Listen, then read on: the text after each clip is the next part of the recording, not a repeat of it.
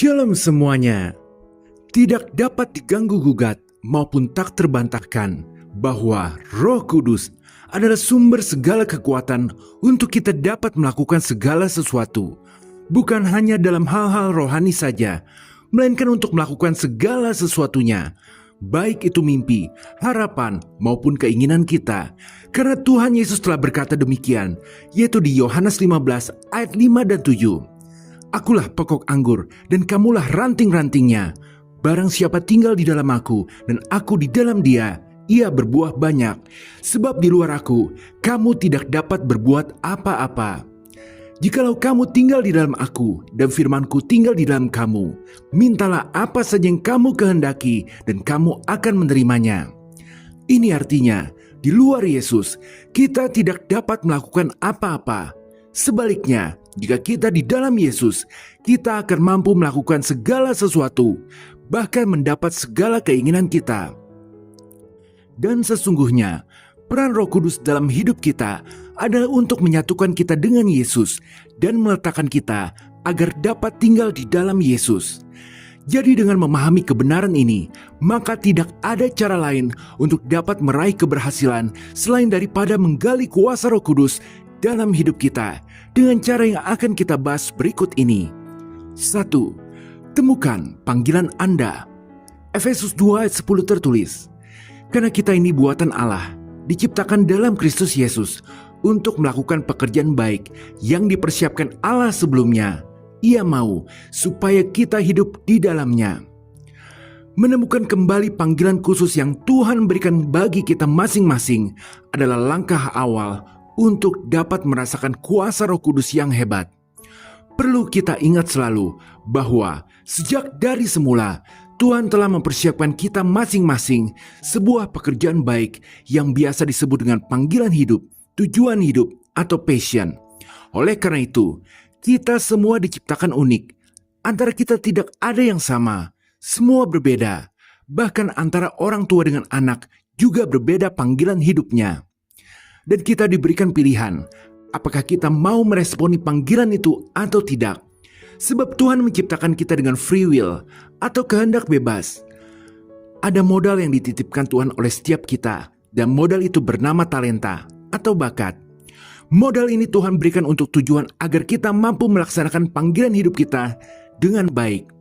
Jadi disinilah peran Roh Kudus yang mungkin Anda belum sadari dimulai. Bahwasanya Roh Kudus sedang senantiasa berusaha membimbing Anda menuju tugas hidup Anda. Tuhan berkata, Roh Kudus akan membimbing kita pada kebenaran. Tujuan hidup yang dipersiapkan Tuhan adalah kebenaran dalam hidup Anda. Tapi masalahnya, ada iblis yang selalu berusaha mengacaukan hidup Anda, entah melalui masalah, termakan bujukan orang. Sebab iblis bisa memakai orang lain untuk dapat mengarahkan kita ke jalan yang salah, maupun akibat kita tinggal dalam lingkungan yang jahat. Ibarat kata, kita adalah tanaman pot dalam rumah, dan Roh Kudus adalah mataharinya. Iblis berusaha agar kita tidak terkena sinar matahari, sehingga pertumbuhan kita terhambat. Dan ini dapat menjadi sumber dari segala ketidakbahagiaan hidup yang kita alami, karena kurangnya kita memahami panggilan hidup kita yang sesungguhnya. Maka langkah pertama menggali kuasa Roh Kudus adalah dengan kembali berkenalan dengan diri Anda sendiri. Mulai melihat ke dalam diri untuk menemukan talenta, kelebihan, bakat, niat, keinginan, bahkan hobi. Dan Anda dapat merasakan bahwa Roh Kudus langsung hadir untuk membimbing Anda. Mungkin dengan membawa memori Anda ke masa lalu, memberikan kepekaan pada momen saat ini, atau bahkan memberi penglihatan tentang masa depan, di mana Roh Kudus akan memberikan Anda banyak momen pengertian yang pada intinya membuat Anda dapat menemukan kembali pekerjaan baik yang telah dipersiapkan Tuhan sebelumnya. Tidak ada kata terlambat untuk memulai ini semua. Faktanya, mungkin Anda sudah berada dalam panggilan hidup yang benar. Akan tetapi, dengan kembali berkenalan dengan diri sendiri lagi, Roh Kudus dapat memberikan Anda pemahaman-pemahaman baru agar Anda dapat menjalani hidup dengan lebih sempurna. Amin. 2. Suara Roh Kudus. Yohanes 14 ayat 26 tertulis, Tetapi penghibur, yaitu Roh Kudus yang akan diutus oleh Bapa dalam namaku, dialah yang akan mengajarkan segala sesuatu kepadamu dan akan mengingatkan kamu akan semua yang telah kukatakan kepadamu. Anda harus terhubung terus dengan Roh Kudus dengan cara selalu mendengar suaranya. Dengan begitu, Anda akan dapat merasakan kuasa Roh Kudus yang hebat. Prinsipnya, karena Roh Kudus yang hebat itu ada di dalam kita, maka ingatlah selalu bahwa Anda adalah orang hebat. Jadi suara Roh Kudus adalah kekuatan dalam diri Anda yang terus menyuarakan kebenaran. Jika Anda tidak menyukai melihat orang yang berbohong, maka itu karena Roh Kudus yang menyuarakan hati Anda agar merasakan hal itu. Roh Kudus dapat membuat Anda gelisah ketika berbuat dosa dan bersukacita karena telah melakukan hal yang benar. Dengan kata lain, kalau Anda berusaha fokus membedakan mana yang benar dan mana yang salah menurut firman Tuhan, lalu berusaha untuk memilih kebenaran, maka kepekaan Anda terhadap suaranya akan semakin kuat. Dan ini akan membuat Anda bisa terus terkoneksi dengan Roh Kudus yang hebat dalam diri Anda. Amin. 3. Buat komitmen. Roma 12 ayat 2 tertulis, "Janganlah kamu menjadi serupa dengan dunia ini, tetapi berubahlah oleh pembaharuan budimu, sehingga kamu dapat membedakan manakah kehendak Allah, apa yang baik, yang berkenan kepada Allah, dan yang sempurna." Inilah rahasia sejati untuk keberhasilan hidup, yakni buatlah komitmen dengan Roh Kudus. Ketika Anda berkomitmen dengan Roh Kudus, maka Anda tidak perlu lagi khawatir tentang apa yang akan terjadi dalam hidup Anda. Dengan kata lain, Anda tidak perlu lagi takut dengan yang namanya perubahan. Pepatah berkata, yang abadi adalah perubahan. Dan memang betul, tetapi terkadang itu dapat membuat kita gelisah. Jika Anda memiliki komitmen dengan Roh Kudus, yakni mau selalu mentaati suara atau dorongannya dalam hati Anda, maka Anda akan dipimpin maju ke depan. Masa lalu atau kenangan ini sudah berlalu. Masa depan indah sudah Tuhan persiapkan bagi Anda. Iblis sering membuat manusia terjebak oleh masa lalu, terus memikirkan kesalahan, bahkan yang terparah adalah memiliki dendam dan kepahitan yang membuat hidup di masa sekarang menjadi terhambat atau berjalan di tempat. Akan tetapi, dengan Anda membuat komitmen dengan Roh Kudus dan menjaga komitmen itu, hidup Anda akan bergerak maju, bahkan terkadang dengan kecepatan yang ajaib. Jadi buatlah komitmen untuk terus terhubung dengan Roh Kudus. Ingatlah, komitmen bukan berarti kalau Anda jatuh dalam dosa, maka Tuhan jadi tidak mau mengampuni. Ingat selalu, Tuhan adalah setia dan adil. Tuhan tahu kita adalah debu. Tangannya akan selalu menerima permohonan ampun kita, asalkan kita mau terus berkomitmen untuk mau memohon ampun dan kembali berjalan bersama Roh Kudus dalam hidup ini. Amin. 4. Mengejar uang. 1 Timotius 6 ayat 9 tertulis, "Tetapi mereka yang ingin kaya terjatuh ke dalam pencobaan, ke dalam jerat, dan ke dalam berbagai-bagai nafsu yang hampa dan yang mencelakakan, yang menenggelamkan manusia ke dalam keruntuhan dan kebinasaan." Jika fokus mengejar kekayaan, maka kita akan binasa. Tetapi kalau kita fokus dengan Roh Kudus, maka kesuksesan hidup akan mengikuti. Tuhan dengan jelas berkata bahwa manusia tidak dapat mengabdi pada dua tuan, antara Mamon dengan Tuhan. Tetapi Tuhan tahu bahwa kita memerlukan uang. Jadi kebenarannya adalah ketika kita mengejar Tuhan, maka uang akan ditambahkan kepada kita. Seperti kisah hidup Daud, sejatinya Daud tidak pernah berambisi maupun berkeinginan untuk menjadi raja. Dia awalnya hanyalah seorang gembala muda yang sederhana. Kehidupan sehari-harinya hanyalah berfokus untuk mengembalakan domba-domba ayahnya. Tetapi yang harus kita perhatikan adalah tentang kenyataan bahwa Daud di sepanjang hidupnya dikenal sebagai seorang yang sangat mencintai Tuhan. Dia sering mengungkapkan pujian dan nyanyian kepada Tuhan melalui mazmur-mazmurnya.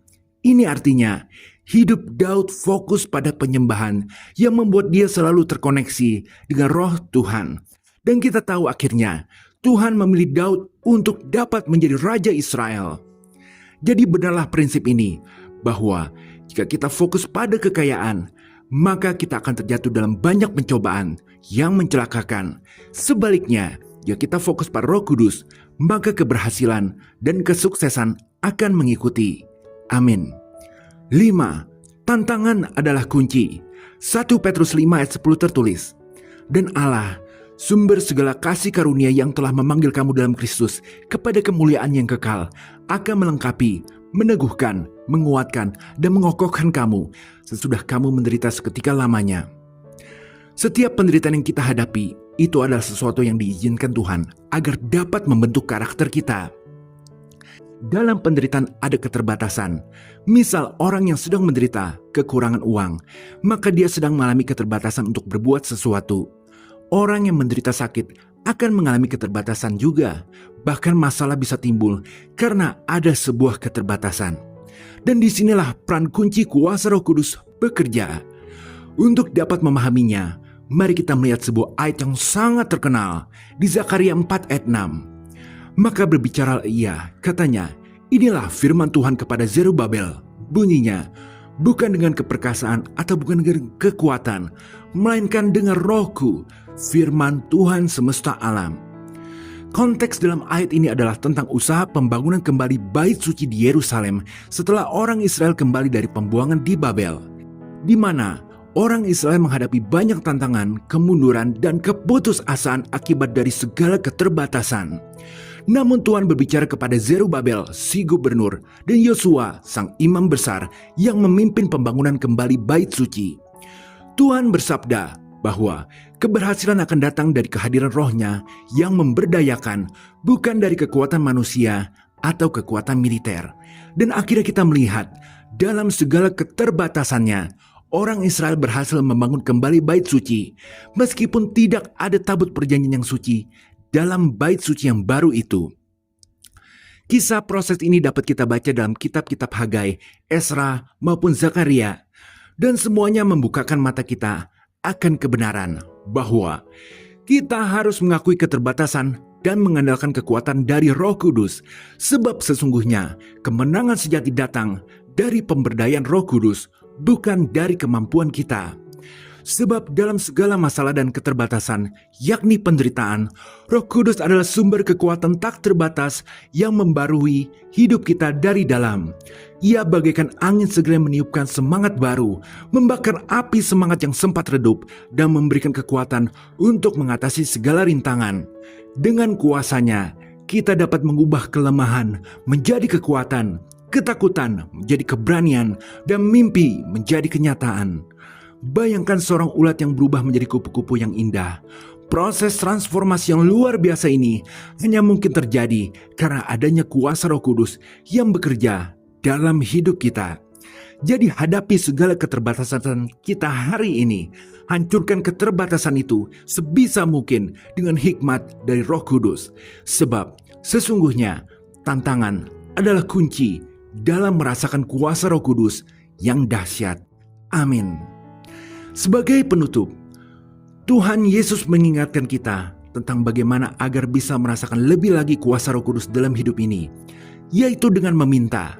Lukas 11 ayat 13 tertulis, "Jadi jika kamu yang jahat tahu memberi pemberian yang baik kepada anak-anakmu, apalagi Bapamu yang di surga, Ia akan memberikan Roh Kudus kepada mereka yang meminta kepadanya." Jadi hanya dengan merendahkan hati di hadapan Tuhan dalam doa, lalu memintanya, maka kita akan menerima kepekaan lebih lagi dan kekuatan untuk bisa lebih dekat dengan Roh Kudus. Semua agar kita bisa merasakan kuasa Roh Kudus yang hebat itu. Oleh karena itu, selain daripada melakukan hal-hal yang telah kita bahas dalam video ini, ingatlah terus untuk setiap hari merendahkan diri dan menundukkan diri untuk dapat dipakai oleh Roh Kudus sebagai alat untuk menyalurkan kuasanya dalam hidup kita, bahkan kepada orang lain. Dengan melakukan ini, kita dapat menghidupi tujuan baik yang telah Tuhan berikan kepada kita. Semua untuk kebaikan kita dan kemuliaan namanya. Haleluya. Amin. Tuhan Yesus memberkati.